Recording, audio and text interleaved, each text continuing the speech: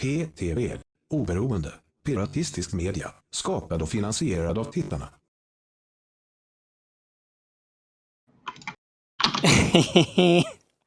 Hello. Welcome to yet another episode of PTV Interglobal. It's a little bit in the wrong day.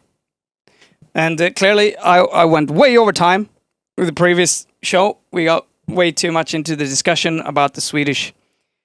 Oh my God, there's actually been so many news. We talked a lot about Facebook, not the outage, but the other side of Facebook, which is the whistleblowing stuff, as well as a Bloomberg article about, that is actually asking the question whether we should allow these big tech companies into the United Nations.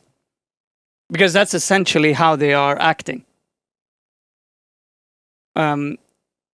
Essentially, it's pretty dystopian, everything. But we talked about a lot of these things. And we have hello, by the way, Cadet Blue. Yeah, I'm going to see if I can bring you in on video link as well. Right, I haven't turned that on yet. Just a second. Yeah, no hurries. Actually, I'm going to grab some water first. Yeah, go grab some water. Kind of a messy start tonight. Sorry, guys. Yeah, it's really my fault. This week is as good a time as any to, bring us some news. I'm not sure if links are enabled in the chat by default. They seem to be. They are. So if there's something you'd like us to discuss, we're kind of low on news or lower on news than usual. Yeah. So drop it in chat. Yes, share some news if you want to and can. Let me see where this one starts. We are actually going to start continuing with some Swedish news, I think. This is all a little bit mushed together, but we'll just go from 5 up. 1, 2, 3, 4, 5. I think I'm so confused right now. I think it was only 5. Well, we'll start from the beginning.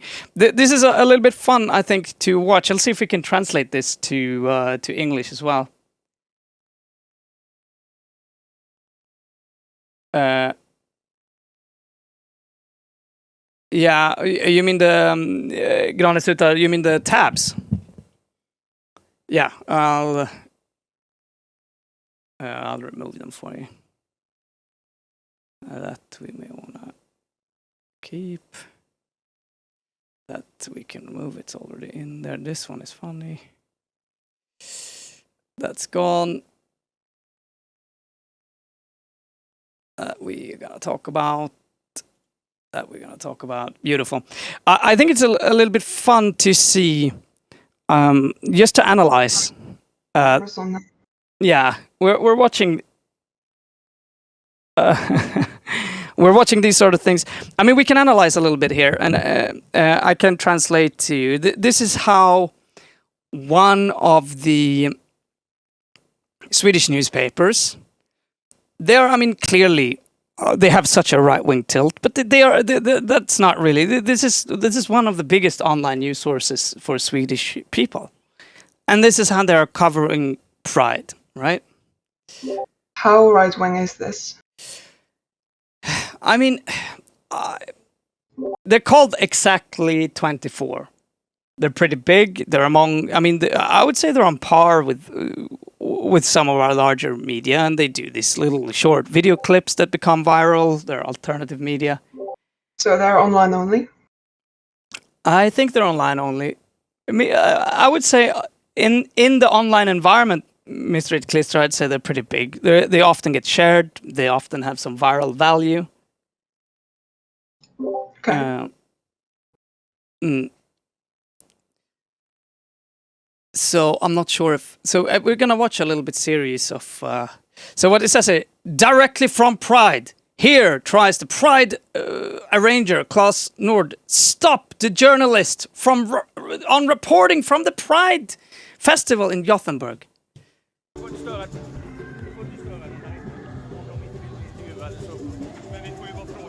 intervjuade först. Inte det är konstigt. Vadå? Vi frågade om du inte ville intervjuade först. Ta bort mikrofon. Varför rör du vår egendom? Also, so he's essentially kind of what it seems here. He's attacking this dude, who is essentially saying, "I don't want to be interviewed," right?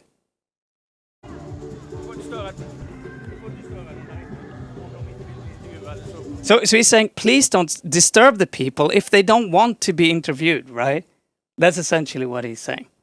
And then he's saying, please remove the microphone. And you can see he's like constantly stepping in, in his way, right? Men vi får ju bara fråga om vi intervjuade först. Inte det är konstigt. Vadå? Vi frågade om du inte ville intervjuade först. Ta bort mikrofon. And he's saying, we ask if they want to be interviewed first, and he's clearly not asking in this case, right? Like, I don't know, what? Varför rör du vår egendom? And then he says, why are you touching our property? And then they are filming his name tag, right? So to make sure that he could get properly harassed online for this, of course. Of course. I mean, how strange is this then? Varför rör du vår egendom? I mean, this is, at some point this actually becomes harassment. Du sitter i styrelsen här för West Pride. Det är verkligen rätt att röra andras egendom då, andra journalisters egendom. You are in the board of the West Pride. Is it correct to touch other people's property? What? Yeah. So that's what he's asking now. Om du trycker den upp i ansiktet på mig så flyttar jag på den. If you keep pushing that thing in my face, I'm gonna move it. Du som kom till mig. Ja, men inte för att du skulle trycka någonting i ansiktet på mig. Men varför kommer du till mig och rycker i mikrofonen som till? Jesus Christ. So, I mean, he's walking towards them and he's telling them, right, in the beginning there, please don't interview people that don't want to be interviewed. Don't stand. That's exactly what they're doing. Mig. Tryckte inte mikrofonen, jag tog glada handen för upp mig, få bort nu. Jag har detta på film att du rycker i min mikrofon. Okej. Jesus Christ. And then saying, we have it filmed that you're like touching my microphone and destroying, like he wants to turn this into some form of destruction of property. Är det rätt att göra så, tycker du? I det fallet så, ja. Jag tror ni var emot det. And then he says like, and he's asking like, so is that the right thing to do? And he's just like, in that case, yes. Hopefully he's just leaving here. I mean, he should just fucking clock him in the face. Diskriminering. And then he's like, but you're against discrimination. As if, and this, I mean, this is so typical of this type of fucking morons.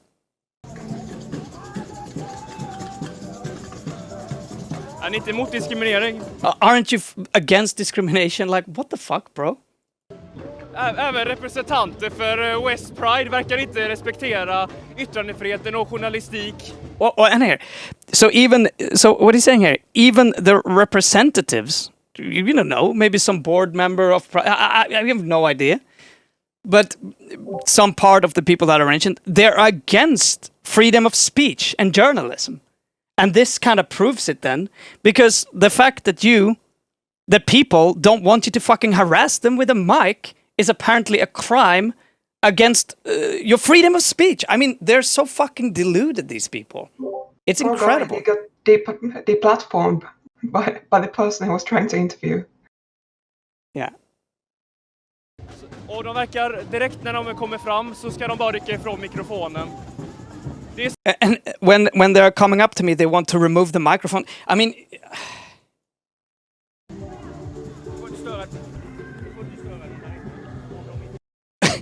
if you push a fucking microphone up someone's fucking, he's clearly coming up saying, please don't. What he's saying here is, don't disturb the festival. Don't disturb the people, right? That's what he's asking. And then he just pushes his fucking mic up this phone, and that's apparently, like. It's so fucking blatant, right? I mean, what? It's just ridiculous. Obviously, these people are not operating in good faith. Like, that should be clear to everyone. Yeah, and you can say here, this is actually good though. This is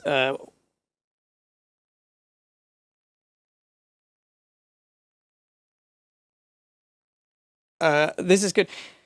I think this is one of the most embarrassing things I've seen in a long time. Leave people be who clearly don't want to be be interviewed, right?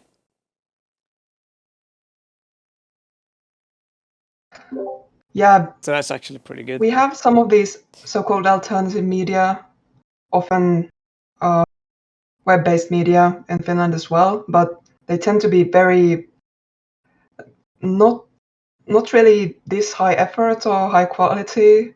Like these guys seem to actually have some production value, like. But here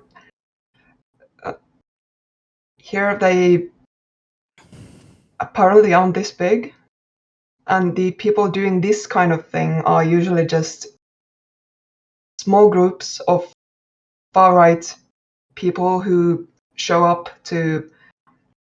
I mean, nowadays they just claim they are counter-protesters, and Yeah. so they kind of get the protections afforded to any protest. But they used to claim that they are journalists. Apparently that spiel didn't get them to far enough, or it kind of they wore it out. So now nowadays they claim to be counter-protesters and don't try to pretend anymore. But this seems like the same kind of thing, honestly. Yeah, no, it's the same. I mean, and we have several newspapers like this, and they are newspapers. They have a lot of money. They get governmental funds as well. A lot of these, because we have they apply for that, and they've been through that process. They've outed people who are in the commission. They've threatened people who are giving out these sort of who are giving out the money. It's like a complete mess, right? But they earn a lot of money.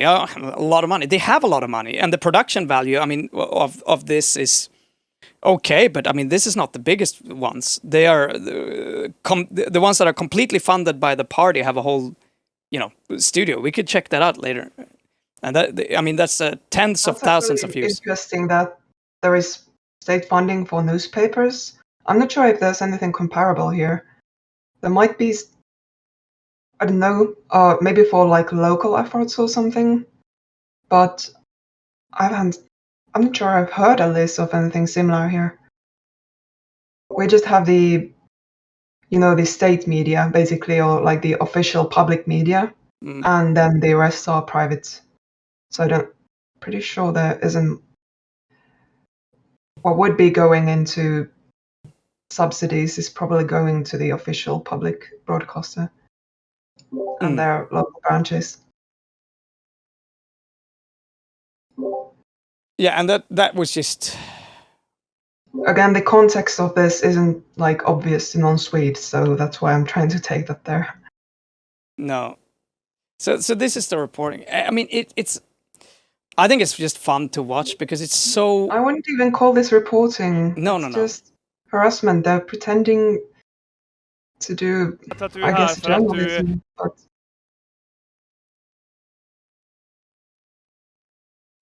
So then they're walking along the people here and interviewing people. I haven't seen those. I know there's one we absolutely have to watch where they're interviewing a furry, and he's pretty cool. So this is interview with Pride participant about why they're demonstrating. And now there's a little bit of a... if you think the Pride parade is a demonstration, I think you like that whole question is a little bit misleading, right, today. Now, there are still a lot of important political things to talk about, but it is also... not everyone is there to demonstrate. It's more of a party. At least that's how it's been in Stockholm for a long time. That's a little bit beside the point, but let's see how they're managing this. En av anledningarna till att du är här för att du är för allas lika värde och emot diskriminering och sånt. Ja, det skulle jag väl vilja påstå. Tycker du till exempel att Sverigedemokraterna skulle kunna vara välkomna på den här Pride-paraden? Alltså det är väl... Gud, vilken fråga. Jag tycker att skulle de börja stå för det så är det väl absolut bra om de kommer hit. Men det finns nog många argument för att det inte skulle ses som riktigt trovärdigt. this is actually a really good answer because what he's trying to get here is this sort of gotcha, which is what he's asking here. So, are you for everyone's equal, value, blah blah blah, all of that sort of stuff? Do you think everyone is equal, and these sort of gotchas? And it's like, well, do you think that SD, which is our semi-far right party in Sweden, do you think they would be welcome here? Right? It's just such a stupid gotcha, and it's like at the level of a fucking little baby. Like I don't even know. But his answer is actually pretty good. Tycker du till exempel att Sverigedemokraterna skulle kunna vara välkomna på den här Pride-paraden? Alltså det är väl... Gud vilken fråga. He's just saying, well, that's a question. Jag tycker att skulle de börja stå för det så är det väl absolut bra om de kommer hit. He's basically saying, well, if they would start caring about our values, they would be welcome here. Like if they would share those values, they would be welcome, right? That's what he's saying. I'm not sure I can take many more of these clips. Like, it feels like we've seen all we need to see. Yeah, it's. Men, let's see one more after det this. finns nog många argument för att det inte skulle ses som riktigt trovärdigt i... Ja, Så i nuläget skulle de inte vara välkomna? Jag vet inte om jag kan svara på det riktigt, men... I mean, he's asking there. So they wouldn't be welcome right now, and this is also one of these things. They are absolutely thinking that they aren't welcome, and yes, look, the only reason why they've ever been there is to provoke people. That's the only reason they've ever been there, and it's exactly the same thing they're trying to do here. It's very obvious from just seeing these, and I just failed to find this too interesting. We have this same kind of stuff like the climate activists who are still in the city center of Helsinki. It's a 10-day chain of protests for them. They've had these so-called counter-protesters harassing them for the entirety of these 9 days so far, and it's just like once you've seen one of the so-called counter-protests, once you've heard the noise they make, Yep. and the shitty streams they put out, like you've seen them all, some people watch them like actively for some kind of entertainment. And I commend them. Like, it's nice that someone out there is keeping an eye on what these people are up to. But I personally don't understand how anyone could take it, like how anyone could like expose themselves to this level of bullshit. No, but I mean, what's important now, at least in year after year. I mean, at least in Sweden, this is the general position of, I would say 30 to 40% of the people in Sweden. I mean, this is what's scary in Sweden, that people would get upset about this. This is a normal question in a discourse. Why isn't SD welcome? And like you're saying, I mean, for all of us who've been to Pride, seeing all of the fascist counter-protest Pride, like, I think it's pretty obvious, right? Or counter-protest, whatever. They show up to many kinds of things. Yeah. And also the fact that... See, that's like some kind of leftist, or here, for instance, green thing. Like anything they see to be the political opponents, they show up there and try to make a scene out of it. Yeah. The only thing is they usually just manage to increase the amount of media attention that the thing gets. Yeah, what I find funny is how they exactly copy the US style, retarded right wing, completely fucking blown out of the mind. And what annoys me is that it seems to be working. I can't believe that Swedes are this stupid. I just thought we should watch this one because it's kind of funny. I watched a part of this. And of course we have to show some furries. It's you. Yeah, it's some furry love. It's like kind of low effort furry, but whatever. Furries tells why they demonstrate on Pride, all right, whatever. Have a demonstration. Telling us who is the low effort furry. I'm probably the most low effort furry. Demonstrerar ni på Pride då? Ja, det är första gången här, så jag gick bara hit för att det är kul. En anledning till att du är här för att... So he's asking, why would you demonstrate today? And he's saying, well, it's the first time I'm here. I'm just here to have fun. Like, that's kind of the whole fucking thing to most people. They're having a good time. You're fucking goddamn conservative idiot. Du är emot, eller för att du är för alla människors lika värde och mot diskriminering. Det låter bra. And he's asking the same question. Because, so you're here, would you say that you're here because everyone is equal and there shouldn't be discrimination? And he's like, oh, that sounds good. And then he's doing the same gotcha. Om man Sverigedemokraterna inte är välkomna på Pride. Jag håller politik utanför det här. I'm not interested in politics, is essentially what he's saying there. Jag vill inte diskutera politik överhuvudtaget. And then he's starting Vill du ha svar på den frågan? Och vad, till exempel då, alla människor lika värde. Du tycker alla människor är lika mycket värda. Tycker du? Till exempel en pedofil och våldtäktsman. Oh, this is funny. Oh my god. So did you understand that? Yeah, I did. I mean, this is the fucking stupidest level arguments too. So he's saying, well, so you think everyone is equal. Well, what about a pedophile and rapist? And the funny thing is, he says it like it's one word, which is hilarious. He's connecting this as if they are one word. Pedophile or rapist. That's it, like, it's apparently in right wing. Now that's one word. Lika mycket värda, tycker du? Till exempel en pedofil och våldtäktsman är lika mycket värd som en vanlig skötsam medborgare. De kan du få gå och göra vad du vill med och titta jag åt andra hållet, lilla gubben. Nu vill jag fortsätta gå. And his answer is just, you can do whatever you want with those people. I'm gonna look the other way. I'm gonna leave you now. Bye-bye. He's just walking away. You do whatever the fuck you want. I'm walking away. And then he's att de människor är lika mycket värda. Continuing to harass this person. Du kan ta och gå och göra vad du vill med sådana människor. Och jag kommer titta åt andra hållet. Gör vad Jag du... vill inte göra någonting med de människorna, men vill du göra det? God damn. Men jag lägger mig inte i vad folk tycker och tänker. This is I want to interview this bara en sista asshole. fråga då.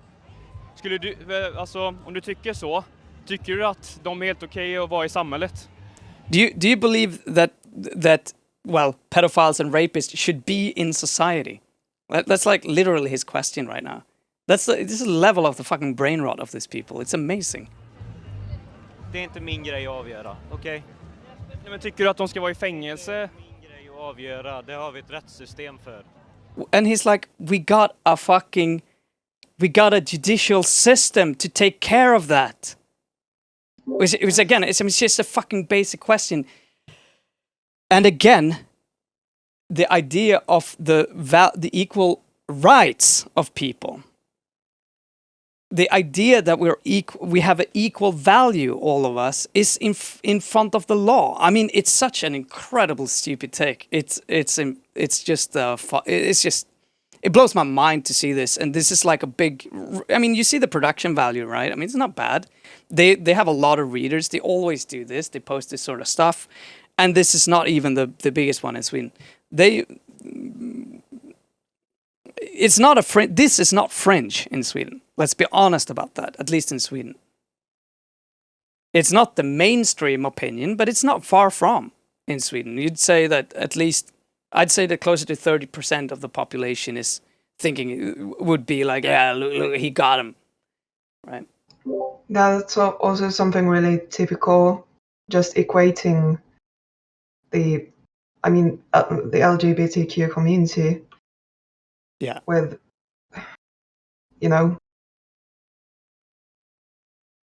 child abusers and whatever else, rapists. Like, that's the thing that should probably draw the attention here. Yeah, it's absolutely... Same attitudes are kind of visible in many other things as well. For instance, if we're trying to take this into kind of a piratey direction, all these fights or squabbles that Apple is ending up at the center of with their store and who gets to have their app there. Mm-hmm. They have the policies about like non-family friendly content and basically anything LGBTQ tends to be more readily interpreted as sexual or too sexual or whatever criteria someone is presenting. So Yeah. that's one of the insidious things, that the way it shows up even outside the so-called fringe. Yeah, and I mean, Equating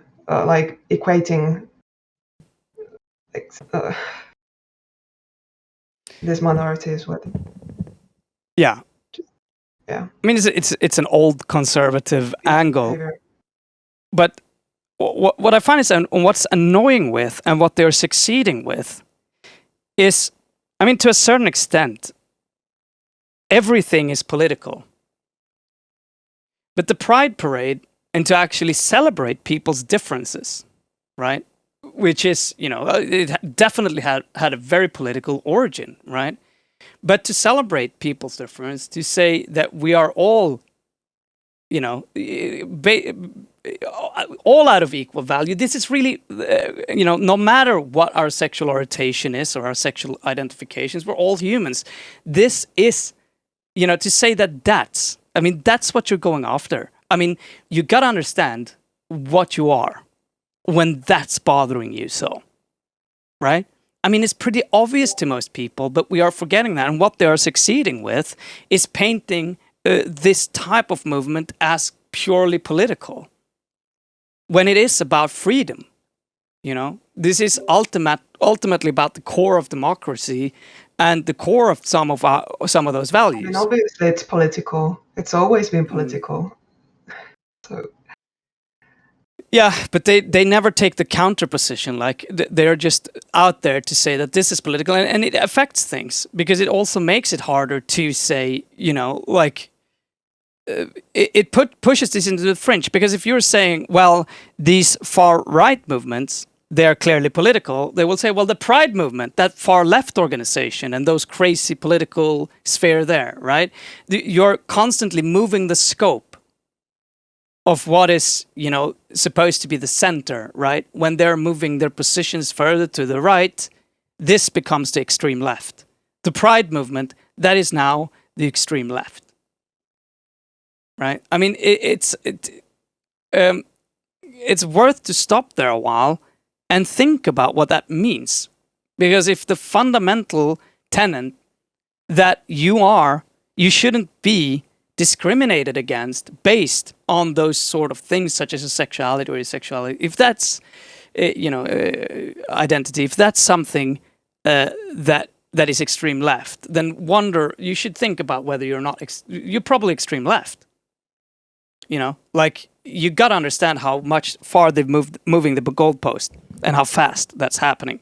And that's I think is important. I think in Sweden it's sad. It's very fast. It's gone very, very, very fast. I mean, it's a repeated. It's also a part of like the discourse within the LGBTQ community as well, or like it happens every Pride. Like, is it a parade? Is it a festival? Or is it a protest? Since it started out as a protest, so. And it's always been political. So the concern has been, at least for the so-called bigger prides, or for Finland, Helsinki Pride, which is the largest one, they have all these corporate sponsors, and every single brand dresses up in rainbows for Pride Month and so on. It's different for ones in like smaller cities or more rural areas. Obviously, I assume this one was in a smaller city. It's the second biggest city in Stockholm. In Sweden. In Stockholm. In That's Stockholm. a revealing one there. No, it's not a small city. It's the second biggest. Okay, but yeah, should it be like this? Many people think that the corporate sponsored festival like Pride is actually like they're neutering it, like they're making it impossible to be radical, they're kind of removing that core part of the whole thing. Yeah, and I mean, I think those discussions are really valuable and are needed to be had. I mean, I think there's a lot of truth there. I think also a large part of the left is celebrating, the shitlib left is celebrating corporate initiatives into their space where you do not understand the danger of that. You can't be radical once you're like I think the intersectional thinking is a little bit lost on a lot of many parts there, perhaps. At least that's a valid criticism, right? And something to be discussed. Yeah, it's actually coming from within the community. Like these are the things we should be discussing and just making space for, instead of just repeating or indulging like the so-called critics. Yeah, absolutely. Sorry, I just wasn't all that prepared to do Pride Discourse, since I thought it was over for this year. Like we had our share, and now it's here again. Like I show up and yeah, it's never ending, and unfortunately, it tends to be more react to those sort of things. And I was supposed to take that up earlier today, so it's mostly my fault, but it had to be done today. So maybe we can actually watch some with Mira tomorrow as well, and laugh and have a little bit of fun at the morons. Yeah, it might be more of a Chevelle thing, really. Yeah. Now, I thought this was... there was a question in chat about the climate protests in Finland. Yeah, the so-called autumn rebellion that the XR here has been organizing. It's still going on. It started last week and it's ending tomorrow, I believe. So it was a 10-day chain of protest. Just yesterday, they blocked one of the main or one of the biggest routes in the city, and again, over 100 people got arrested for it. So they're still going, and there's still protest for tomorrow, the last day scheduled. So yeah, the conversation has maybe died down a bit from the what was going on a week ago, but it's still the same stuff. Some people are incredibly upset. Some people are literally hoping for the death of everyone involved. Because they're just that upset. Yeah. Free speech and all that. Yeah, all that. A funny detail maybe from yesterday, something I heard. I wasn't in the city center at the time of the latest roadblock they did, but apparently part of the reason why it lasted surprisingly long was that the police who showed up to try to tell them to leave, they didn't have like a proper sound system, so they could like do the actual order for everyone to leave the area loud enough for everyone to hear. So they had to wait for that to arrive. And there are some jokes to be made about like the resources of the police, since those have been the topic of discussion here, and I'm sure they are everywhere else as well. Yeah, but and we were watching the pictures. Armored cars and pay their like high-up bosses, but they apparently don't have a sound system to bring to this game. Yeah, now you got to spend it on the guns and the shiny new toys. Yeah, militarization, baby. Yeah, that's where the money's gonna go, because that's important. And we were watching the pictures last time, right? And what is astonishing to me is that you can just drive around. Like, it's in the middle of the fucking city. Like, it's not just one road that takes you into the city center.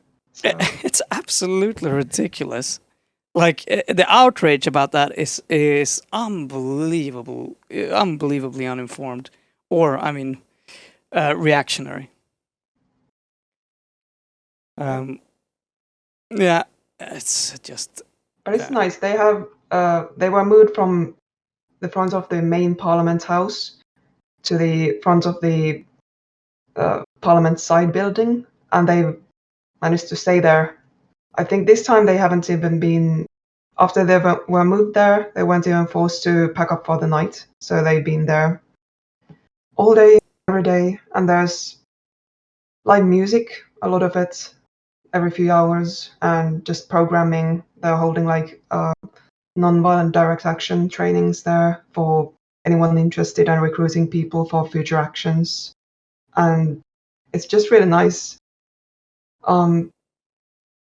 There is people always complain, like there are a lot of people complaining that there's never nothing ever happens in Helsinki.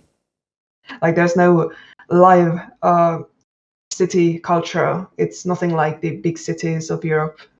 So now they find that something's finally happening, people obviously like they can't be happy about it. No, if you're Finland, Wrong kind of activity that they're having, wrong kind of entertainment, wrong kind of live a live culture. yeah, it's just fucked up. It is sad. I hope we can. And the next time there is something big in Stockholm, we should try to report from there. It's normal, like you point out. If it's well organized, it's always a lot of fun. Yep. We can go there, play some music. Anyway, yes, please let us know. So tomorrow's the last day, right? As far as I'm aware, yeah. So Could always be that they have some next level plots, and they told everyone it was only going to be 10 days, and then they're just going to stay there. I wouldn't even be surprised, since obviously you can't tell people about every single plan in advance. But no. I'm not that heavily involved in the movement. I just know a lot of people who are, so I don't have all the information. But yeah, it would be based. It would be cool if they actually stayed there after the 10 days. I mean, some people on Twitter, some of the upset people on Twitter were like, they should just stay there for all of the winter so it would be more believable. Well, that sure sounds Okay. like a thing. Challenge accepted. Thanks for the idea. Like, we could do like Climate Occupy. Maybe it's time. I mean, I think Climate Occupy has that's I mean, it's been a decade. Like everyone is like reminiscing. Like some U.S. activists are reminiscing about it all over Twitter. Like this past few months, since I think it's around the 10-year anniversary at this point. I think it's started earlier, right? But it's been a lot of people are talking about it. I think partly also because Biden is just they're not enabled to push any of the bills too. So there's a huge disappointment. Oh, U.S. politics. We're not going there. Okay. Let's get into it. Dig up something from the Trello board. Well, what we can talk about. I actually have a video that we have to watch, and that's from the U.S.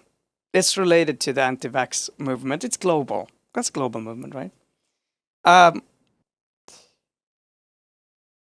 This is nothing new. We've actually talked about this before. But it's really important that you all know this. Okay? So Fortress Europe, the latest. The latest of Fortress Europe, but it's worth to remember that this. So let me read some. Europe's violent shadow army unmasked. Mysterious men wearing balaclavas are beating up refugees at external EU border or abandoning them at sea.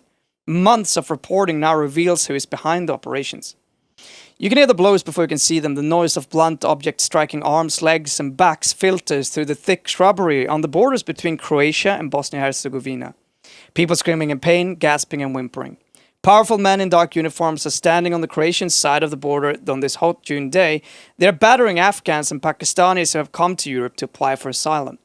All of these men are wearing balaclavas. One of them has also donned black sunglasses. Their uniforms bears no insignia to ensure that they are completely unrecognizable. They are completely unaware that just a few meters away, hiding behind just a couple of bushes and trees, 2 reporters are filming their every move. The video documents how these masked men chased 22 refugees out of the European Union, forcing them back into Bosnia-Herzegovina. One of the masked men swings again and again with his club, aiming at the legs of the migrants and making them stumble into the chest-deep border river. He then raises his arm, threatening Jesper, and yells, "Go to Bosnia." I think we can watch this.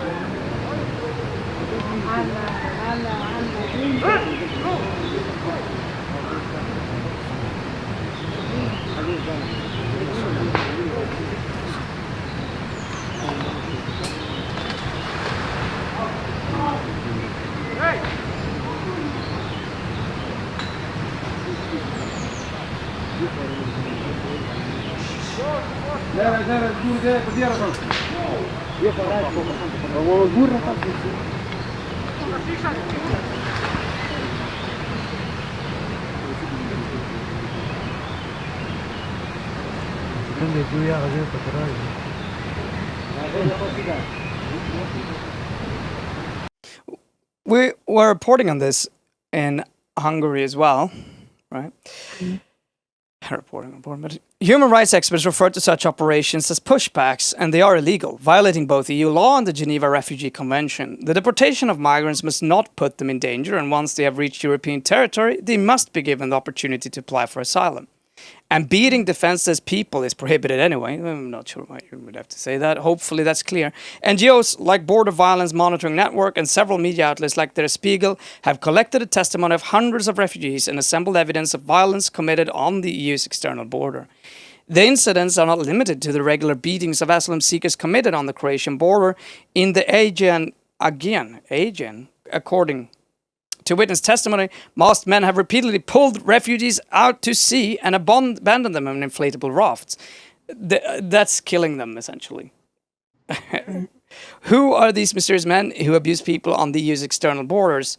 And from where did they get their orders to reject would-be asylum seekers with such brutality? The Spiegel has spent more than 8 months reporting on the EU's external border in Croatia and Greece, together with several other European media outlets, including Lighthouse Reports, Swiss broadcast SRF, the German public broadcast ARD, the French daily Libération, the Serbian paper Novosti, the Croatian broadcaster RTL, and the Dutch outlet Pointer. The reporters disguised themselves as fishermen to get closer. They flew drones over the border region, examined satellite images, and analyzed hundreds of videos that were sent to them. They spoke with more than a dozen of sources in various security agencies and followed the digital tracks left by the men who post with their balaclavas and clubs on Instagram and Facebook. The reporting reveals a system. Special units from Croatia and Greece trained to go after hooligans and drug dealers have been deployed to force asylum seekers out of the EU. They mostly operate in the shadows and are paid by the citizens of Europe. Because of the secrecy surrounding these units... Your tax money. This is tax money, yeah.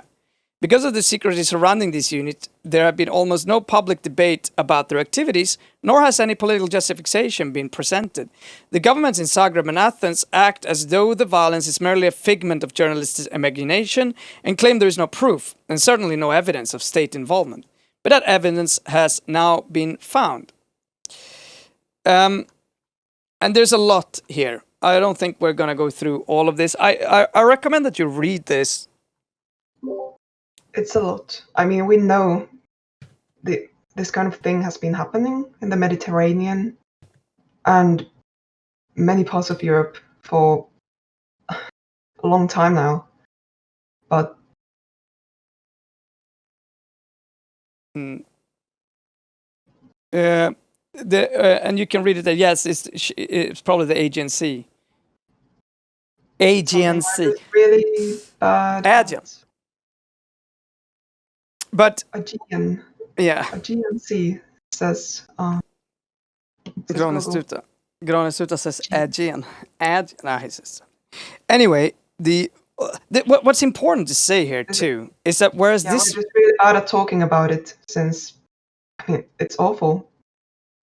Yeah, I mean it's worth to note, and it's not something new. What's worth to note here is that there are countries within the European Union. And this is one of the issues that Germany had to deal with. We saw that in Hungary, where they're essentially busing refugees through the countries and then beating them on the other side of the border, so they illegally cross the next countries, right? The neighboring countries. So they're shifting them inwards, right? This is essentially the strategy that right-wing parties have in dealing with immigrants, which is that you are just supposed to shift them out of your particular territory. And you can imagine what happens to people, particularly once they start getting pretty hungry, right? This, if anything, like imagine that we have 2 million people, just starting to cross our borders. And this is how we deal with this shit.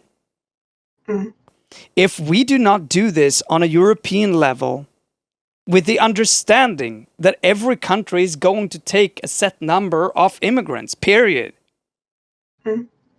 then this stuff is gonna get so much worse. Yep. And I'd recommend everyone to read it. It's absolutely 2 million horrible. isn't much. It's nothing compared to what's going to come in the next few decades. Exactly. I mean, it's expected that at least 10 million people are going to have to be pretty much relocated in just the next 10 years. Yeah, just the next 10 years. It's the numbers by, I think, UNHCR maybe, for the next few decades. I think maybe 2050. Those are really scary. Yeah. There was actually something related to this. What happens to people who try to do better on this topic? Right. We discussed this. No, you and me talked about this because this is awful. Yes, I brought this up. So, if you're in the system and you think what's going on isn't ideal and try to do something about it, this is what might happen to you. Yeah. Do you want to read it? I guess I can. If you want to rest your voice. Mine isn't doing too great either, you can probably tell. I can. Yeah. So, Italian mayor who helped migrant gets 13-year prison sentence. So, Domenico Mimmo Lucano, I don't speak Italian, the high-profile former mayor of a southern Italian town, on Thursday received a prison sentence of 13 years and 2 months for criminal acts relating to immigration. He became renowned in recent years for welcoming migrants to his village of Rias in the southern region of Calabria to counter a gradual decline in inhabitants and workers. The so-called Rias model won international acclaim as one of Italy's most successful integration projects. Under the program, Rias's abandoned houses were restored, arts and shops were opened, and the tourists flocked to see a place where foreigners made up over 20% of its 1,800 inhabitants. Lucano was even named one of the 100 most influential personalities by Fortune magazine in 2016 and inspired a docufiction by Wim Wenders. But in October 2018, Lucano was arrested and charged with promoting illegal immigration and other acts of administrative wrongdoing. At the time, Italy was under a coalition government led by the populist Five Star Movement and the Anti-Immigration League, with hardline League leader Matteo Salvini in the role of Deputy Prime Minister and Interior Minister. Salvini, who remains at the head of the League but is no longer in office, accused Lucano of seeking to replace Italians with Africans. We have ever heard that before? Yeah.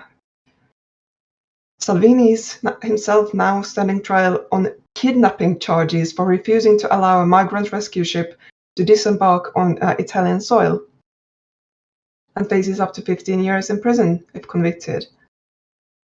I mean, Italian politics seems kind of windy. The case against Lucano is seen by many commentators as a politicized effort. Oh, look at the politicians politicizing things again, to make an example of those who try to assist migrants in Italy. The 13-year sentence handed down to the former mayor is almost double that of the 7 years and 11 months recommended by prosecutors, reports the news daily Corriere della Sera. Lucano has also reportedly been ordered to repay 500,000 in funding received from the European Union and the Italian government for his projects. It's an exorbitant conviction that totally goes against the evidence. It's totally incomprehensible and not justified, said lawyers. More than 13 years in prison for a man like Mimmo Lucano, who lives in poverty, had had no pecuniary or non-pecuniary advantages from his actions as mayor of Rias, is astonishing. Yeah. That's most of it. Some pointed out that Luca Traini, a far-right extremist who shot and injured 6 migrants in 2018, received a sentence of 12 years. Yep. There are some quotes at the end from the mayor himself, and PR statements. So maybe that kind of a grain of salt, but I spent my life chasing my anti-mafia ideals. I imagined myself contributing to the redemption of my land. Today it all ends, said Lucano, reportedly in a statement to the press following the judgment. Yeah. I mean, imagine that. The prosecution is saying 7 years in jail, and the judge goes like 13! Yeah. I mean... Absolutely unforgivable. Yeah. Trying to make things work. Trying to react to how things are with something that isn't violence. Imagine. Yeah. How dare he? How horrible. He's replacing Italy with Africans. That's... Yeah, that's... Oh my god. Sure sounds like what was happening. 20% of his town. Accurate description of the town came to life again. He got money from EU actually for doing it and helped. I don't know. We could go through this case. Actually, I'd like to read more. Abandoned houses were restored. Artisan shops were reopened. This sounds really bad. Like it'd be a nightmare for the local economy. Yeah. Let's be honest here, and let's be very clear what this is. Pure fucking racism. Right? This is it. That's it. Yep. You can't really be any more open than this, okay? When you're putting people in jail because 20% of the people in the town is African, right? Essentially. Right? And when you're increasing the punishment for this, it would be fun to follow this through. And now, we're going to be... I would be interested to look into the case in general and the actual programs that the mayor ran. Yeah. And, I mean, it's probably a huge rabbit hole since the Italian politics, man. It's... Let's be pretty honest. I don't think there is any completely non-corrupt politician in Italy, okay? You have Silvio Berlusconi. I mean, how many fucking years in jail should he have? I can't even start thinking about this. And yeah, the guy's still around. Like, he just keeps showing up in higher places, decade after decade. Yeah. I mean, it's just completely fucking corrupt. But it's not the only country. Far from. Yeah, of course not. Have you gone through the Pandora Papers, or like even taking a brief glance at those? We've taken a brief glance at those, yeah. I'm hoping to see they starting naming names, but they typically don't. So we were thinking actually to go through it ourselves. I named a few in Finland, like. Journalists have been looking into those.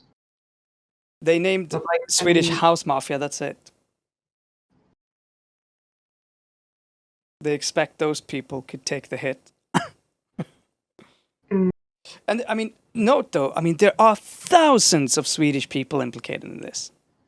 All right? Their names... I think it was in the hundreds for Finland, so that's an interesting proportion, since you're only twice as big as us, population-wise. And it's like 10 times apparently the... No. I think it was I think it was 300 in this leak, but it's worth to remember that there are many leaks by now. Yep. The Panama Papers made it big, but there's been other leaks since then, and this is the biggest single release, right? that they're doing. I just saw while trying to find something for tonight, a headline on Politico. Didn't have time to look into it, so I didn't add it to the board. But apparently, the whole international or global pact on corporate tax, the tax evasion or like prevention of that, Ireland has finally joined that one. That's big, Only have to receive some concessions. of course. Do you want to talk about that? Yes, yes.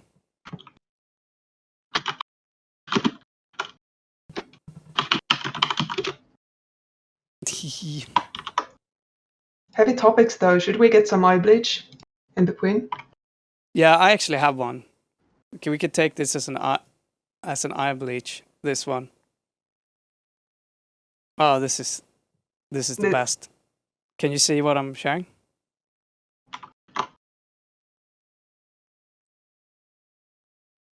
I can.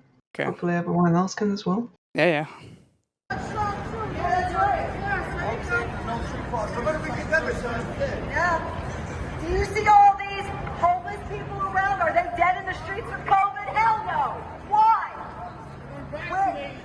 Where are You the call this eye bleach? biohazard bins for these masks?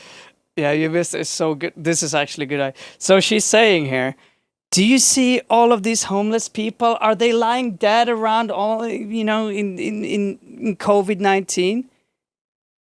And this dude walks by, and listen carefully. Yeah. Do you see all these homeless people around? Are they dead in the streets with COVID? Hell no. Why? Where are the biohazard? So this dude walks by. He's got, "'Cause I'm vaccinated, you dumb fuck." But she says,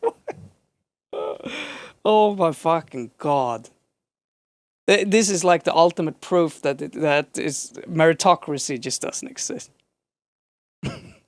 Meritocracy was always a lie. The Yeah. term originates in like a satire. People just took it around with it and used it wrong from the onset. So Jesus Christ. yeah, maybe some more eye bleach since this just unfortunately everyday life in the US doesn't count as eye bleach for me personally. Don't know about the rest of you, but maybe some cute animals, please. Do you got something? Yeah, I added a bunch. Okay, in Ovo? Ah, That's a whole article. The rest are videos, but it's a good one, I think. well, let's take some. Ah, nice.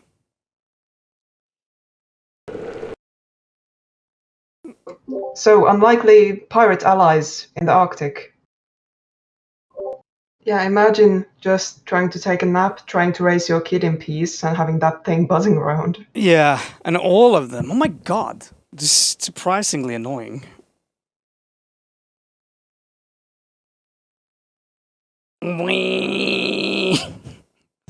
Noisy shit stuff. Well, good pirate. Good pirate. We have some potentially good news.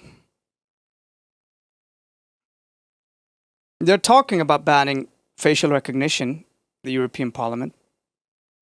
It's a non-binding resolution, though, which essentially Yeah, non-binding. doesn't mean a shit, but it's a potentially a step in the right direction. Yeah, it's a signal. Like, there is some hope. Like, maybe some programs manage to. Maybe some programs will miss funding because of this. Yeah. But it called for a ban on police use of facial recognition technology in public places and on predictive policing. Predictive policing. Imagine that's what they're starting to think about doing now. I mean, the polar bear really knew what's up. Like, Yeah. the camera was probably facially recognizing it. You better not look like a criminal would. Hint. a controversial practice that involves using AI tools in hopes of profiling potential criminals before a crime is even committed. I mean, that's where we are right now with this fucking police state. It's pretty nuts. We have a nice comment in chat. Yeah.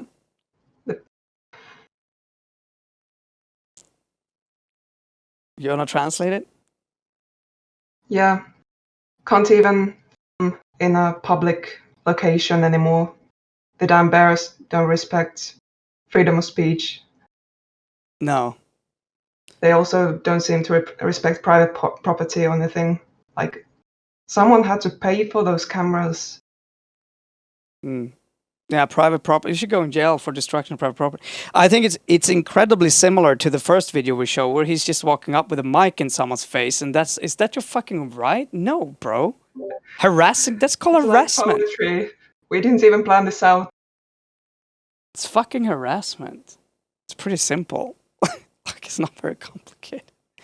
Well, I mean, oh fucking hell. In a resolution adopted overwhelmingly in favor, MEPs also asked for a ban on private facial recognition databases like the ones used by controversial company Clearview AI, which, by the way, the Swedish police have been buying information from. This is where our taxpayers' money is going again. The parliament also supports the European Commission's attempt in its AI bill to ban social scoring systems, such as the ones launching in China that rate citizens' trustworthiness based on their behavior. Note that this already exists. This already exists. And that's very important that everyone understands that. It's not by chance your flight is getting upgraded or it's not.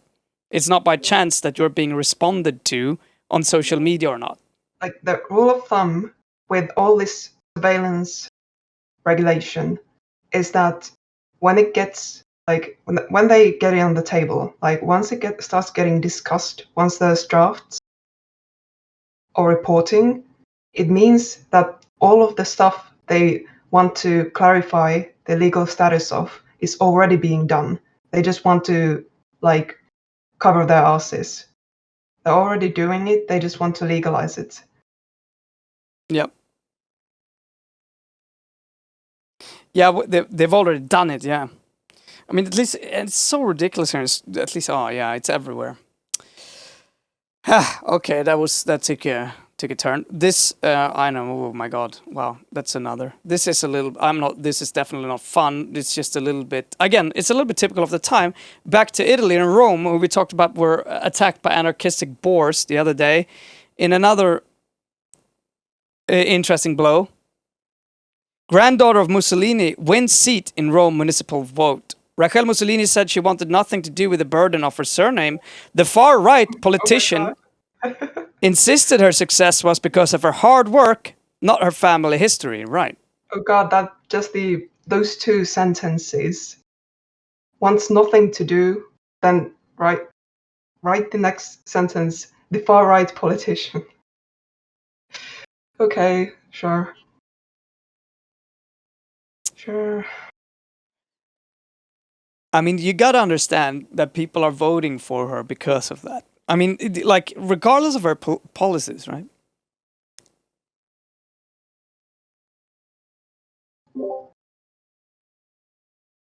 Yeah, it's basically like any semi-famous or even recognizable person going, clearly nobody voted me just based on recognition.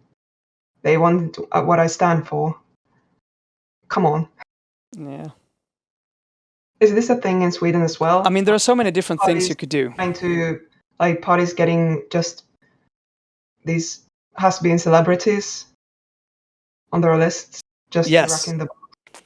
Yeah, it's becoming incredible. This election is going to be fun because they're really doing that, and you'll see these B celebrities that are like aligning with different parties and saying they're going to be a part of the election now, like launching it on Instagram. Their political careers, getting invited to the. It's not just B-list and C-list celebrities anymore, since there are like hundreds of D-list celebrities thanks to the social media. Influencer elections. How fun. How far we have gotten as a civilization. Yeah.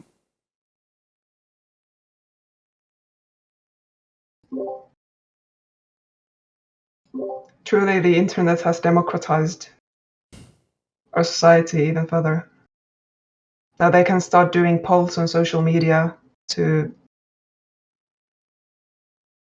make their voting decisions or something.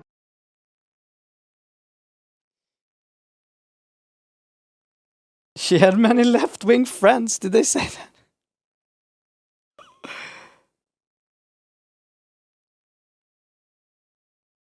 She doesn't want to talk about fascism, of course. Well, I mean, oh my fucking god. It's just like, it's a little bit typical for the time, I guess. I thought it was, this just like, I mean, look, if here's a tip. I like how the Boer news is embedded in this one as well. Yeah. Big deal. Here's a tip. Change your name. You know, and maybe If you don't want to be associated with it, if you want to be sure that you're not like benefiting or suffering from it. Another tip is to not fucking go with a far right-wing party that espouses his fucking ideals, you know? Like, look, if it bothers you so fucking much, I mean, it just doesn't. I mean, that's kind of the point. The point is you're using your name, and you're well aware of that. Like, oh my fucking god. Boo-hoo. That's all I can say.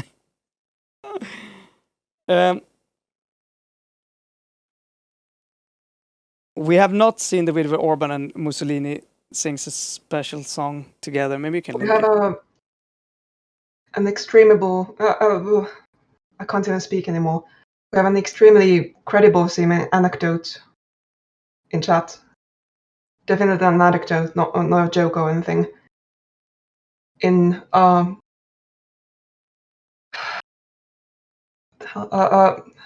Åland, there is no facial recognition because the police knows the names of all 67 inhabitants just by looking at them. I actually still maintain that we should find a way to found a pirate party on Åland. Yeah. To have the Pirates of Åland.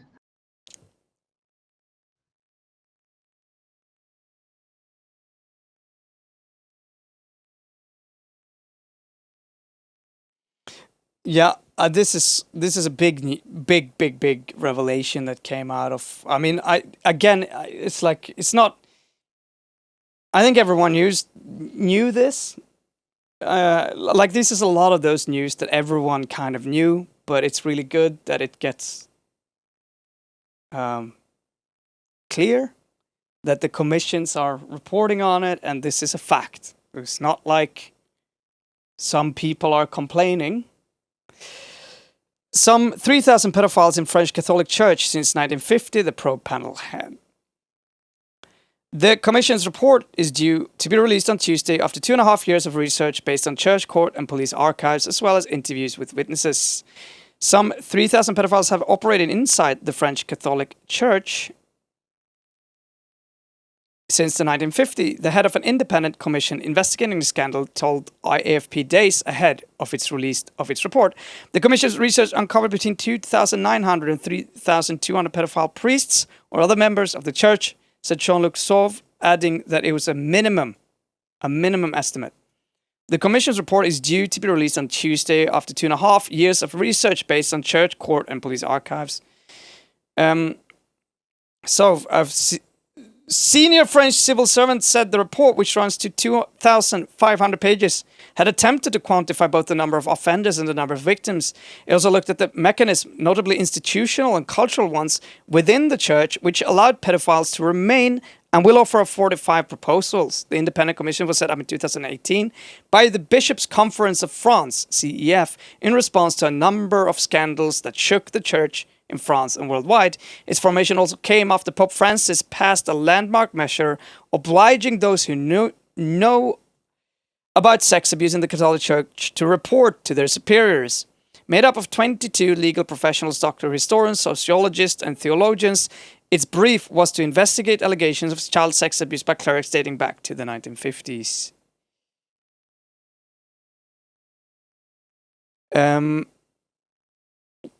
We talked a little bit about the scandal in Canada, right? Which is, I mean, yeah, that's kind of what stuck out for me with this one. That it's actually reporting on an investigation into some of the revelations we've had earlier instead of just another revelation. So this might be some progress being made. Like, that's the news for me here. Like, it's just another, not just another scandal. But there's actually something being done. Like, seriously. Yeah, I mean, on the other hand, it's kind of, it's pretty terrible.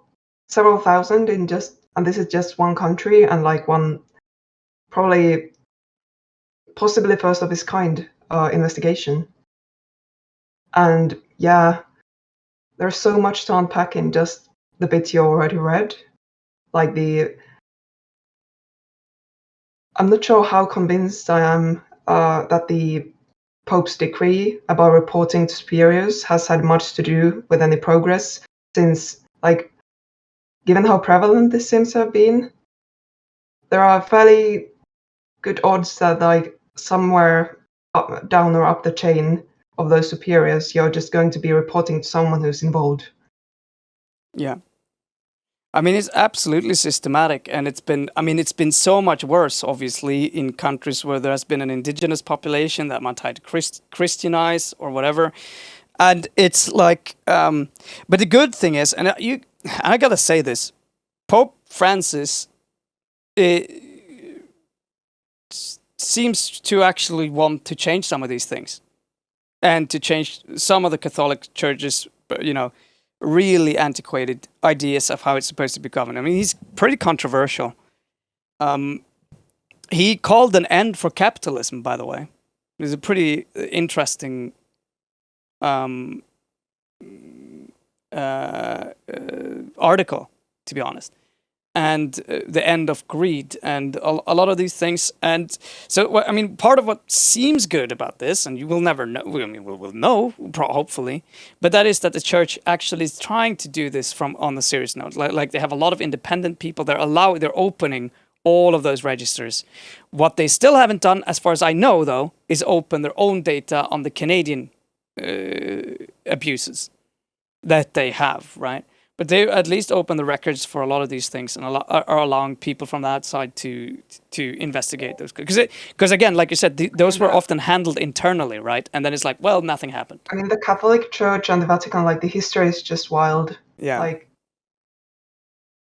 I'm pretty sure I remember hearing or reading sometime recently that they still haven't opened up all the archives from during the Second World War, and just like all of the 30s, like the Nazi stuff, since there was involvement there. Yeah. Yeah, Kent linked a video where we have our little Mussolini applauding Orban, who is obviously not fascist. Are we risking a copyright strike if we play that? And then sing an anti-communist song. I don't think so, actually. I think it's fine. We could listen a little bit. Famous last words. Yeah. I'm sure it's going to be fine. It was 80 seconds. The Italian copyright mafia is going to get us. Yeah.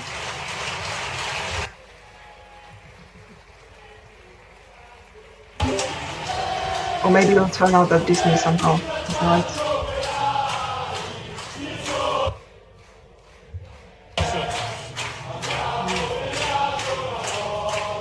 Okay, so they're singing some anti-communist songs.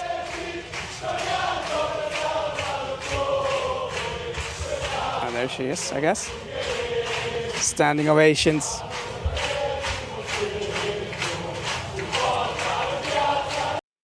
Well. Is she crying?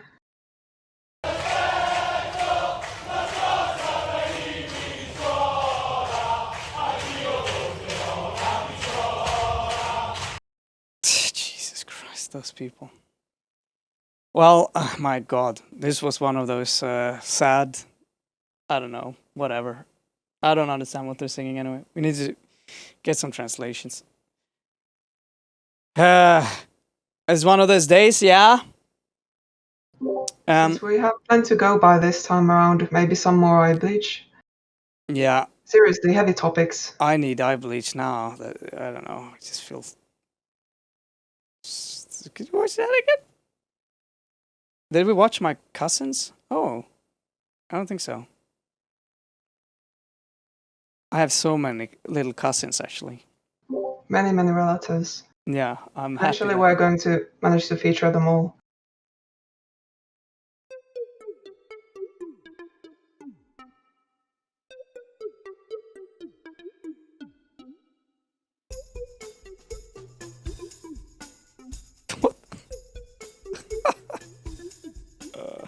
Smooth. Yeah, smooth rolls. Mm-hmm.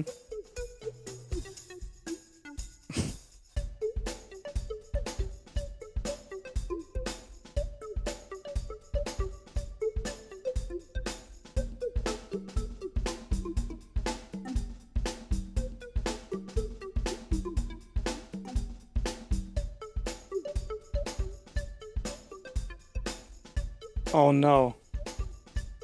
That's childhood memories.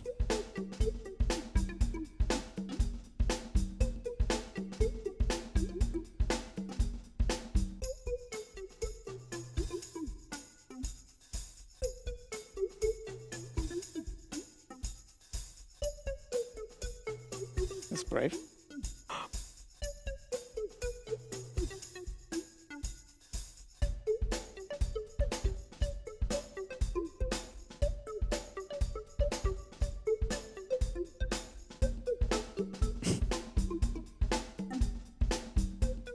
Fuck, poor dude. It's just in the middle.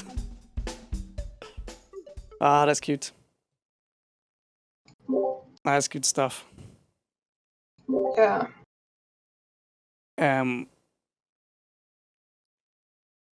But I think that there was. I think that's honestly most things that I had. That I mean, I Ireland had and Texas. I think we skipped it. the. Because I don't remember finding out what the concessions were. Oh, right. Yes. You're right. Oh, this is good. Possibly. It's just. It sounds good, at least. Yep.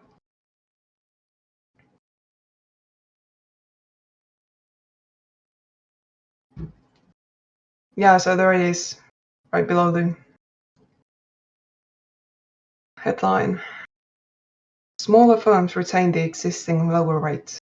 So big ones are getting hit. And that's probably what the aim was. Yeah. Ireland will join a global accord Of on. course, there will be, like, they're probably already planning how to just game the border, like whatever the criteria for a smaller firm or like one big enough to qualify for this. So they're probably already looking into how to break things up in a suitable way to get around it. But yeah, sure. Yeah. Ireland will join a global accord on boosting multinationals' tax bills after winning assurances that the European Commission won't try to push the Irish headline rate above 15%. So the idea is that you can't go below 15%, essentially, on profit tax. Mm. Ireland until now was the most prominent holdout from the Organisation for Economic Cooperation and Development broker deal. For decades, the Irish had defended its 12.5% tax rate as an immovable cornerstone of their foreign investment strategy. Dublin finally relented Thursday night after Finance Minister Pascal Donohoe presented the OECD's latest draft agreement to the cabinet. Donohoe then announced that Ireland would join more than 130 nations that already accept the OECD plan when they meet Friday.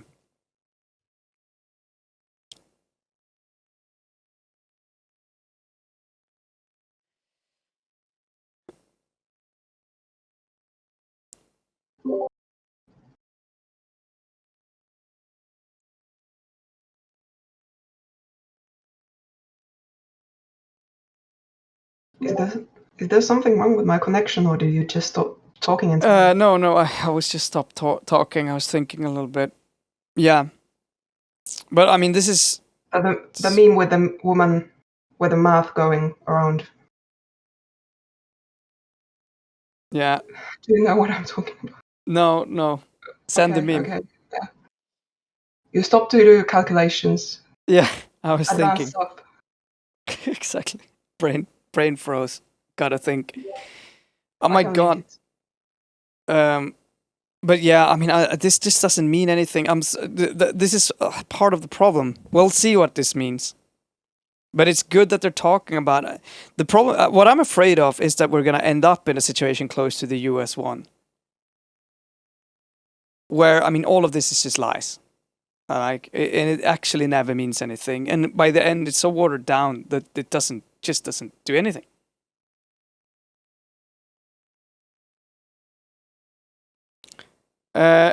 No, we don't know how many % of these people who were. I'm sure if you read the report, I'm pretty sure that we'll talk about this in much more detail. It should be out by now as well. The actual report. What report? Or soon. The report about the Catholic Church. Right. I mean, if it's French officials, they sure as hell haven't prioritized translating it to English, so No, that's probably true. it might not be out in English yet.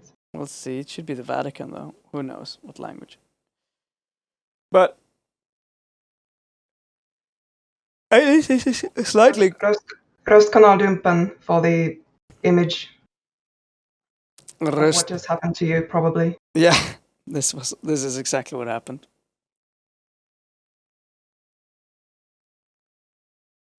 Big brain thinking. When you get back to Unreal, you can create like the animation for that, so it appears whenever the raccoon gets too silent. True. It should be automatic when I don't speak for longer than. AFK animation. Yeah. Well, Mental AFK animation. yeah. It's kind of interesting today. We had so many news that in many ways connect to each other today. It's disturbing. It's all connected. Oh my god.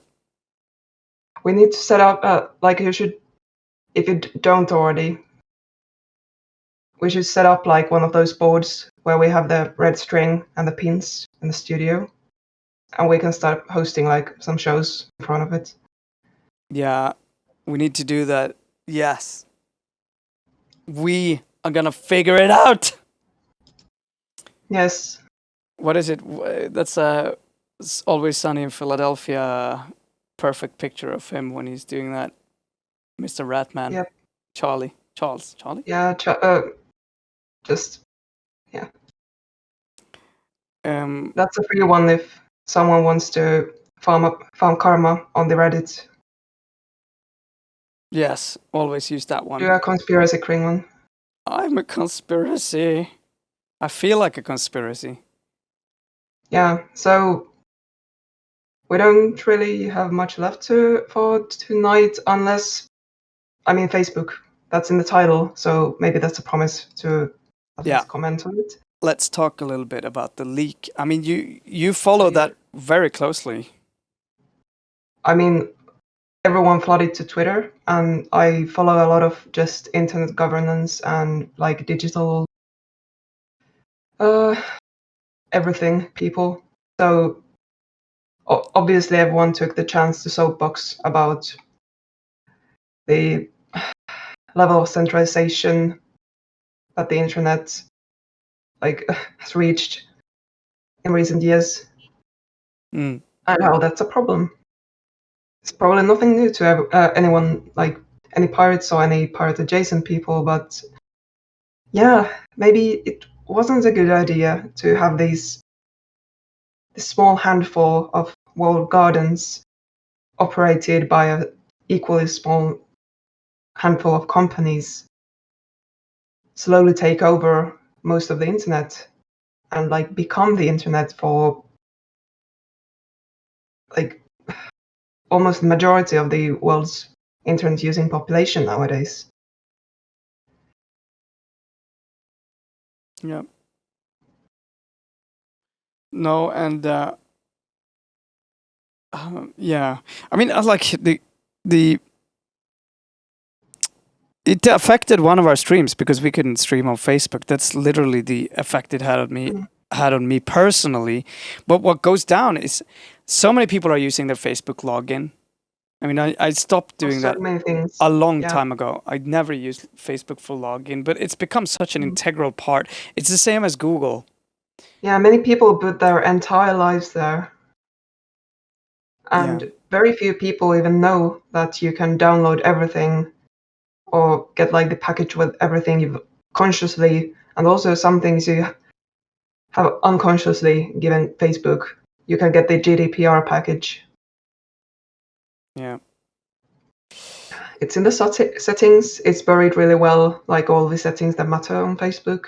But you can ask for your data dump in a couple of different formats. There's HTML, there's JSON, maybe something else as well. Yeah. And you just have to wait for a bit, then you get an email notification and you can download it. If you use Facebook even semi-regularly, I recommend doing that at least a few times a year. Like if you do anything there that matters to you and that you would not like to lose access to, do that. Like do that for your own sake and like probably some of your loved ones. Yeah. If you have to use, I keep using Facebook, obviously. The best option is to just stop. Yeah. Yeah, I think I'm pretty much done with that now. I'll see. I'll try to get off it. I don't see why we should stream there. Everything off Facebook. The last time I used it like semi-actively was probably 3 or 4 years ago. Now everyone I talk to regularly, or even sometimes, I've been asking them if they have any other IM apps they use, and then just moving there. Yeah. One by one. You don't have to do it like in one swoop. You can and that kind of creates a pressure for everyone else to move as well. No. So it's good. Like it matters that individual people are telling everyone they know that like, can we do this anywhere else? Literally anywhere else. Yeah. And hopefully somewhere that isn't WhatsApp. So, Exactly. as we saw, as some people learned only this week, it's the same fucking company. Yeah. And I mean, I'm interested actually in just seeing, particularly if I don't want to have a smartphone either. I think going back to just having a fucking simple phone and having, I have everything on a computer if I need to talk to anyone who doesn't want to call me. Like if you don't want to call me, then probably you don't have to talk to me. Like, it's just so much simpler. And, it's incredibly concerning and particularly also connected with the whole scandal, the whistleblowing scandal that just confirmed what everyone already knew.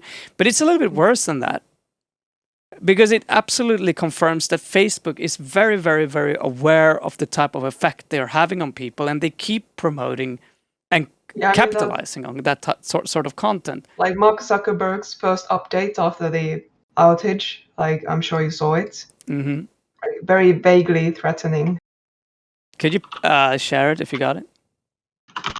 I can see if I can find it quickly.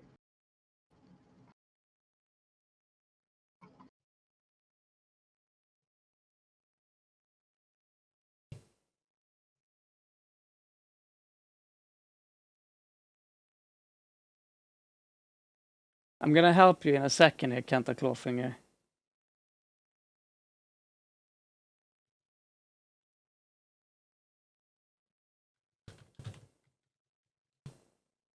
That's how you should write that question. PTV isn't occupying enough of my headspace yet, since like my first thought when coming across these things isn't like I have to save this so I can show it to the stream. Yeah, we get there. Still some work to be done. Yeah, so I didn't find the update, like the actual screenshot, but what he said was, "Sorry for the disruption today. I know how much you rely on our services to stay connected with the people you care about."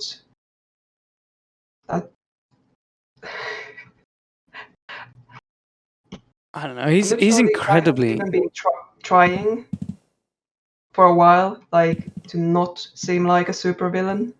I mean, we were watching. I mean, he comes off. I mean, it's a combination of like the fucked up thing is. Did you see? We talked about Finsta, right? Like at the same time, the regulators who are talking to them are absolute fucking buffoons. Like they have no fucking clue what they're talking about. And I don't know, like if I were the evil genius, you know, who had a lot of shares on Facebook, I would have told Mark Zuckerberg to leave the position as CEO a long time ago. He is very ill-suited for that type of job. I mean, he keeps getting away with it. We have had this character archetype of this tech guy who has this new kind of thinking unburdened by all the unnecessary bullshit, who can lead us to a bright future. Like that was really prevalent for a long time, and people are still kind of like having to deconstruct it. I don't think so. I mean, I think the general. I mean, I think fundamentally the problem is that almost every election is dependent on Facebook. That's what it's about. Like the amount of power that Facebook holds is so much more fundamental than we'd think, and that's also what the EU. I mean, there was a letter going out, and we were looking at that. It was also came up in that interview, where the EU member states are complaining to Facebook and saying, "You gotta fix something about your algorithm because we are forcing to do bad politics to stay in power." Like essentially, what they're saying is we're turning fascists because of this, and something I would like to see. Is what I would like is I'm kind of dubious about that. Like I would question anyone who says that, since we could get really into the weeds, and like this is a whole academic debate, obviously, but the general consensus when it comes to science and technology studies is that technology, for the most part, just acts as an amplifier. It's really rare for there to be actual, like, these completely novel effects, like emergent effects from new technology. I mean, at the scale that these social media giants operate at, it might be possible that there are some of those. But usually the safest route is to, at least at the beginning, assume that this is just the same shit that's been going on before, but amplified or sped up.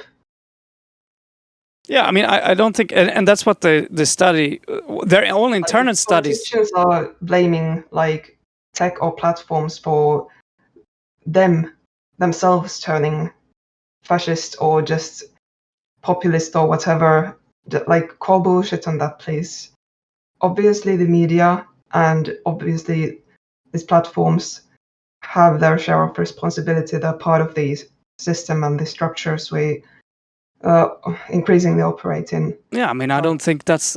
look, the point... I think the point what they're trying to make, and not them, actually, the point that the whole research that the Facebook did themselves is a fundamental tenet that social networks kind of operate on and primarily are profiting on, which is the fact that we are much more engaged with fear. Like, with fear and hate is much stronger emotions, so they tend to bind us to the platform. It's a little bit similar to the critique on Blizzard, right?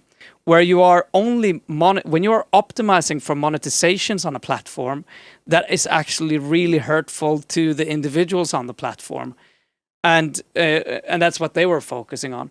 I just think it's a little bit fun to see that I mean, like, none of this is particularly new, but it is fun that this is what the research that Facebook did themselves, that they have been lying about, that they also have been again and again trying to avoid. Long term, I think what's going to happen... That they've been lying about it. Yeah, but it's really black on white, which again, perhaps is going to convince a few more people. I also think there's another aspect of it that's positive. Possibly the positive aspect is, again, I mean, the Facebook user numbers are dropping, right? The same thing kind of with Twitter. They're at least stalling out. They're not increasing, and active users are down.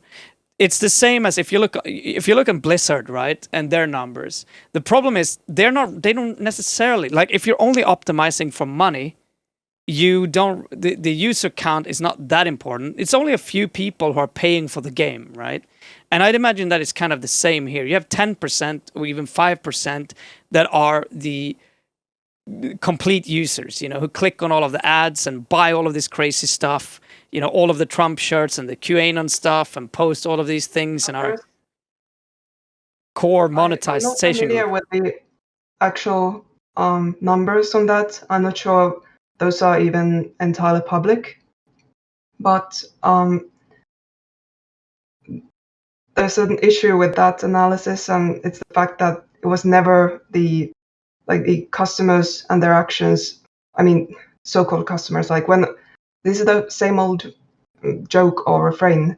Like, we're not the customers, we're the product.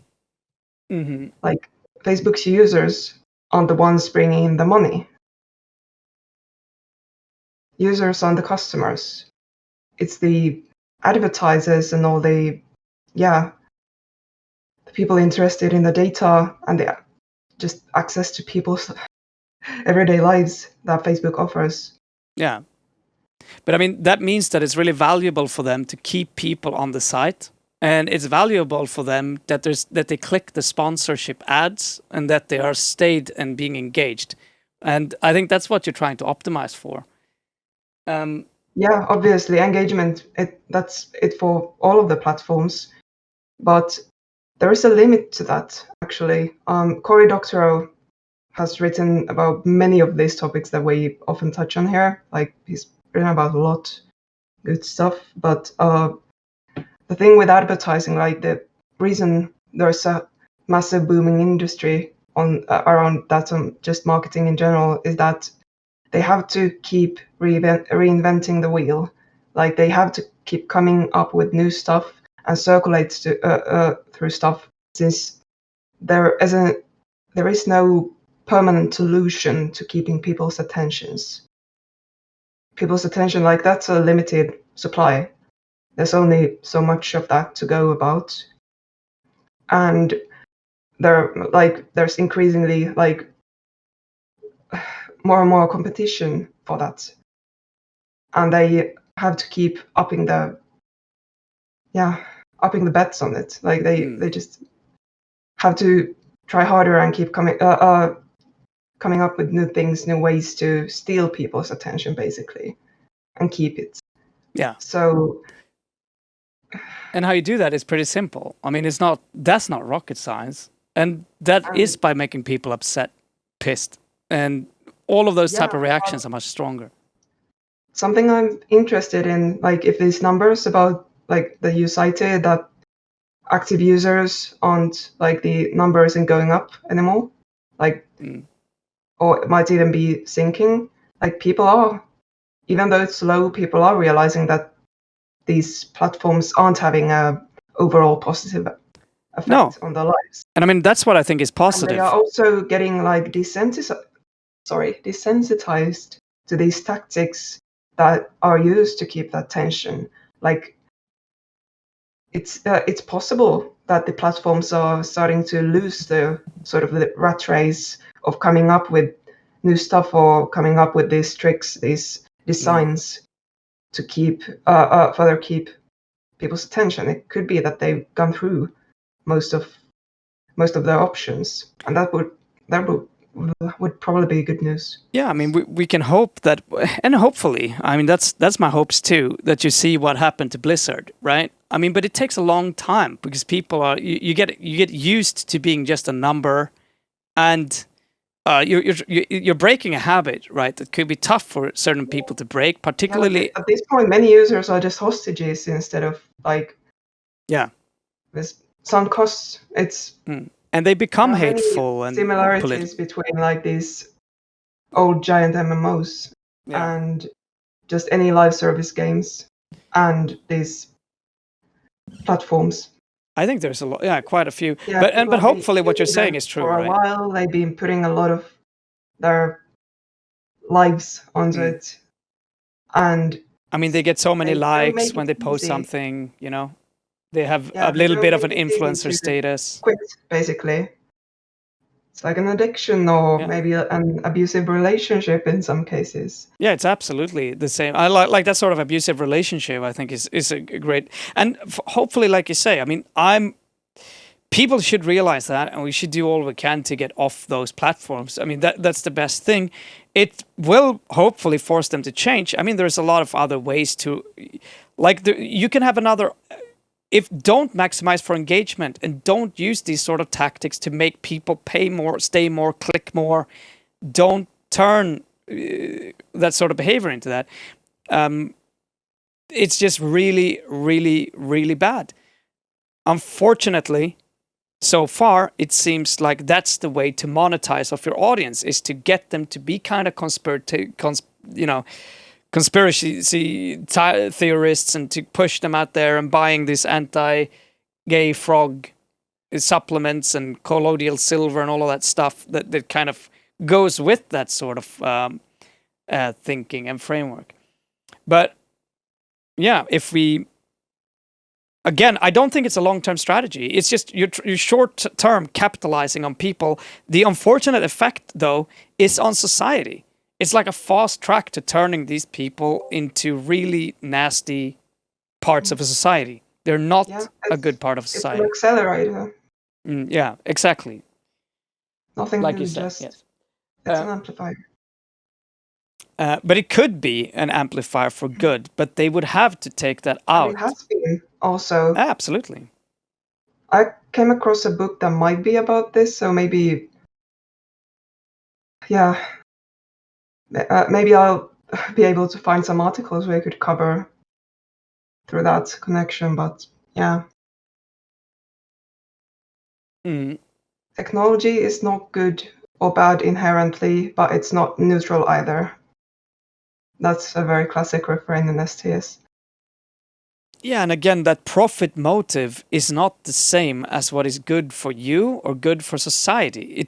We need to fucking start getting that shit. That these private enterprises that only will optimize for money because that's what their shareholders demand, right?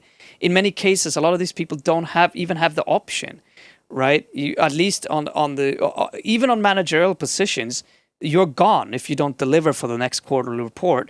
Like, they always have an option, right? But the point is that practice is really, really, really bad for us. And I think it goes in very many different type of fields of business where you can't have that. And I think that sort of, looking at it that way too is really important. Not forgetting that these are huge businesses with very, very, very hot profit. The profit motives are fundamental to their way of operating. And that's first. And those numbers mean more than any other number in any meeting. There have been some takes floating around for at least a year, maybe two already. Some people are speculating that the whole ad-based internet might be close to its end. Like, many of these same arguments that, like, the ads just don't, like, if you keep to the same set of tactics, people are going to get desensitized to them. It's not going to work anymore. In addition to this, we've had like multiple like smaller cycles of boom and bust already with these different tactics. For instance, like a classic one is the like Facebook starting to prioritize videos and making like a huge deal about it, and Facebook and some other platforms as well, like inflating the numbers, like the engagement numbers that show up on video content. And a huge, like many companies did this pivot to video because of it. Like the numbers were just that good for the videos. And when it turned out, it was that the numbers weren't exactly accurate, that they were really inflated, almost fabricated in some cases. It was too late. Like there had been like restructurings and layoffs. No, it's dangerous. And I mean, we essentially we need a new internet in very many regards. You could say an ad-free infrastructure. You know, like what I was about to say, like algorithms that has to. What I would love to see is that any search algorithm that is being used have to be open source.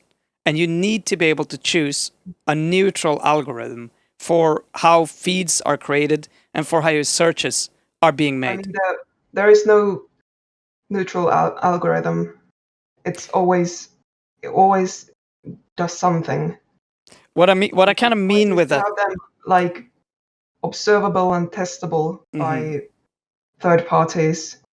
yeah, and some basic Maybe ones. anyone. I mean, Anyone. at one point in the time, Google's search algorithm was pretty simple, right? I mean, it's just essentially this site has the most clicks, right?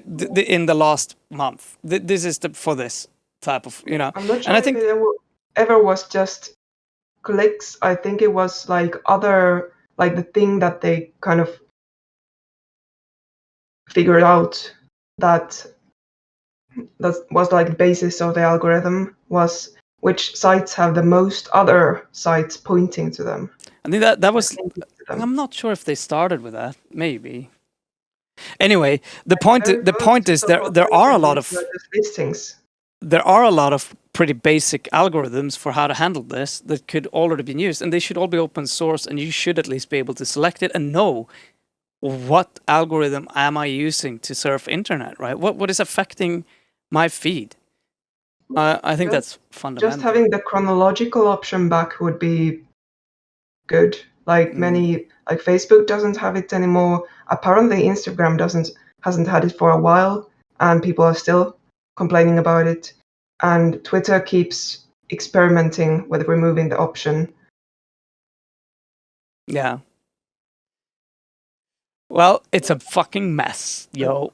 Yeah. Hello. That's the most bare bones you can basically get, the chronological one. Any algorithm is going to have some kind of effect. Of course. It might not have like a plan for bias, but it's so that's why I'm kind of I understand. Everything has a bias. The word neutral here. Yeah, let me not give you the idea that it doesn't. Of course it does. But you being able to actually see it, use it, change it, you being able to study the source code, if you ever want to, for the particular algorithm that you're using, just that would be a huge change. And also that none of these companies can claim that this is our intellectual fucking property. Fuck you. Public domain, right away. And you need to publish this. I mean, the issue with how things are going right now, many of the algorithms involve machine learning to some extent, which means that like even the people with access to how things work or are supposed to work, like they can't necessarily, with the scale they're operating at, the amount of data, it's hard for them to tell exactly what's going on. They can only make educated guesses. It's a black box.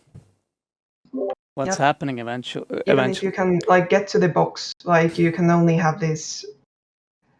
There's so much data, like the scale we're operating at, like you can never do this, like, or it would be extremely time and labor intensive to actually like go through the same data and like make a perfectly informed guess about like go through what goes in, go through what comes out, and make a set of like actually good guesses and perfectly informed guesses of what happens in between. Yeah. It's well, I feel I left Blizzard. I play Final Fantasy instead. I'm leaving Facebook. You left Blizzard. Is there something you haven't been telling us? I've left Blizzard. I've left them. I'm never going back. I'm not even going back for Diablo 4. Fuck them. You're clearly very over it. I'm over Blizzard. I feel sometimes I still cry. I'm finally done. I still Never cry. Again. I'm not going back.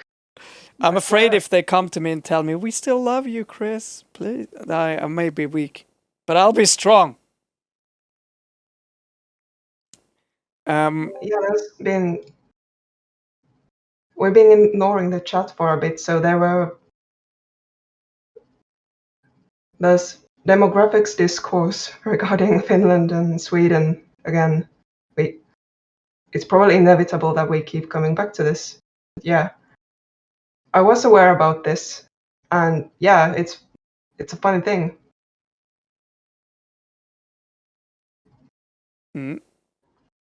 I don't know much about like I don't know like much about the specifics of just language policy in Sweden, but apparently, yeah. I mean, the Finnish immigration to Sweden is also, a lot of it is a little bit newer. Like there's quite a lot of Finns that moved to Sweden in the 60s, I think 50s, 60s. I mean, 40s, 50s, 60s. A lot. So it's. There have been several waves. Like I think Yeah. there were some in the 1800s as well, since there was just a lot of. We had some famine. So, and also the Russians were trying to eradicate our cultural identity and all that stuff. So there were plenty of reasons to leave. But the 1800s also had a lot of Finns just go to America. Maybe that was more. Maybe that was more appealing than Sweden. I don't know. I'm not familiar with the exact numbers. I don't think there's a whole lot of Swedish people who've moved to Finland in the 20th century, and I think that's a fundamental difference. Like you could say that the Finnish minority, the Swedish Finnish minority in Finland, they've been like part of the history. We have a shared history for so long. There have been like Finnish communities. Like we need to talk about this Skogsfinnarna sometime. The ones in the north of Sweden. I think it was like the west or like central, like close to the Norwegian border. They were brought by some king in the 1600s, I think, to just do pioneer work, basically. They did the like burning forests to cultivate stuff in cycles. So they were brought in to sort of tame the land. And then they were treated really badly when the Swedes wanted to move in, obviously. Stupid Swedes. Well, I think that's it for tonight, though. We have no more news. Such a long history. There have been several waves of and just exchange for a long time. So it's not really an argument that people only started coming in like in the 20th century. We need to. That's for you guys to sort out. You know, like ask yourself the question: like, why do we have the minority this size, and why don't they have rights? Yeah, I have no idea why Kenta is interested in these sort of things. It's a long discussion, though. We can talk about minorities in Sweden and how they've been prosecuted. I guess that's what I don't think that's what he's after. He just wants to understand how come they. Okay. Anyway, let's watch this. It's a good topic, though. Like the Nordics haven't been too great with their indigenous people or just minority languages in general. So. No. This is so cute. Let's end with this. This is an important one. What is he doing? Oh. Born criminals. Yeah. It's the way of your people. Yeah. What are we supposed to do, though, when there's just fucking houses everywhere? That's so suave. That's smooth. Smooth. Nice. Literal crime bears. Mm-hmm.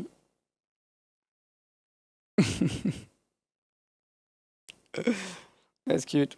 Anyway, people, tomorrow is Shabel. 2000, 2000, 200? What? 2000?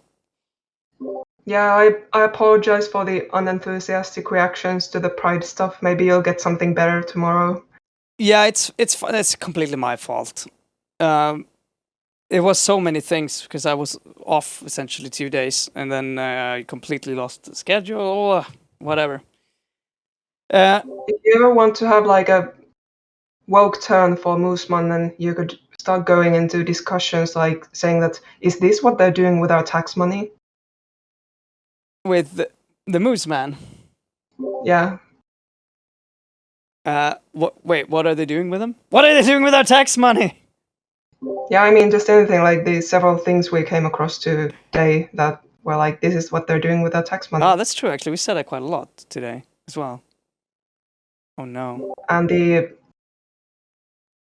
most man's people, the right libertarians and the associated acts tend to be fans of talking about taxes. They're paying too much of them, and also whatever they're paying is being used for their own stuff. Yeah. Yeah, we gotta do a right-wing take on all of these news sometime. That would be fun. Anyway, people, we'll talk to you later. I'll see you tomorrow. Sleep tight, and bye. See you next week. PTV, oberoende, piratistisk media, skapad och finansierad av tittarna.